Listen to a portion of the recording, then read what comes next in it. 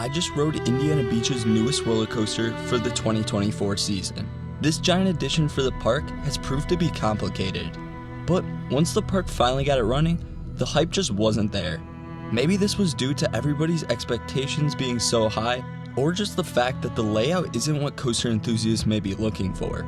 I went in with the insight of other roller coaster enthusiasts, so how did my experiences differ from others? Well, I definitely have a few key differences I would like to highlight.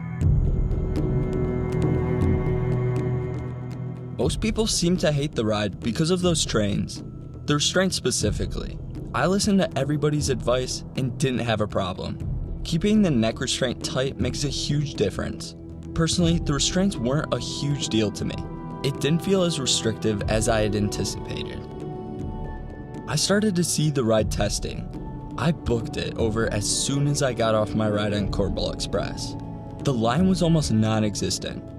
I grabbed the front row, and the second the ride started, you can hear the loud lift begin before you exit the station. This lift can be heard from hundreds of feet away. Seriously, it makes an RMC lift hill sound quiet in comparison. This lift sets up for a pretty fun drop.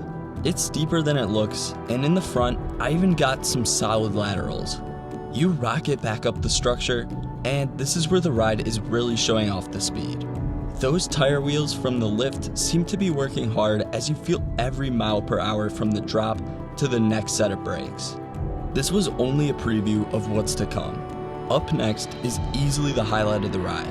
Here's the iconic double loops. Back to back, you're slammed with some crazy positive G's. I managed to gray out on my ride. The 5.6 G's is no joke. You probably take the loops with more speed than you should. These inversions alone make the ride worth it. But the ride turns into yet another set of tires. I was expecting a pop of airtime going into the drive tires, but I feel like I didn't get any at all in the front row. That's okay, since there's more intensity to follow. This leads into the third and final loop, offering another great moment of crushing positive G's and laterals entering and exiting the element. The rest of the ride, however, isn't as eventful. I was expecting a few pops of airtime scattered throughout the remaining layout. While those elements didn't deliver like I thought, there were still great laterals and positives. I think this ride has been very overhated. People like to dislike this ride for the discomfort.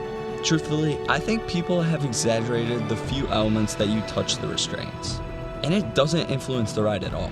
It's still a very fun ride. For me, it's not the restraints that would be the issue. The layout is what keeps it from being a world-class attraction. Is it an elite ride, however? Yes, I believe so. I'd say it's third in the park for my rankings.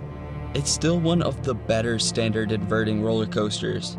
For me, I don't look too much into inversions or intensity. I'm a fan of airtime and pacing. So if you're a fan of crushing positive G's, this is your ideal ride. I would definitely travel back to the park for this ride alone, which seems fairly likely since the park plans to open another inverting roller coaster, but as a launch shuttle coaster.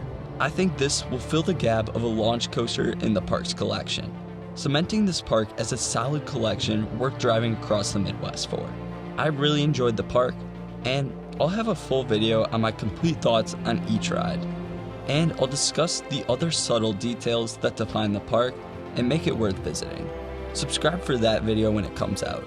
Thanks for watching.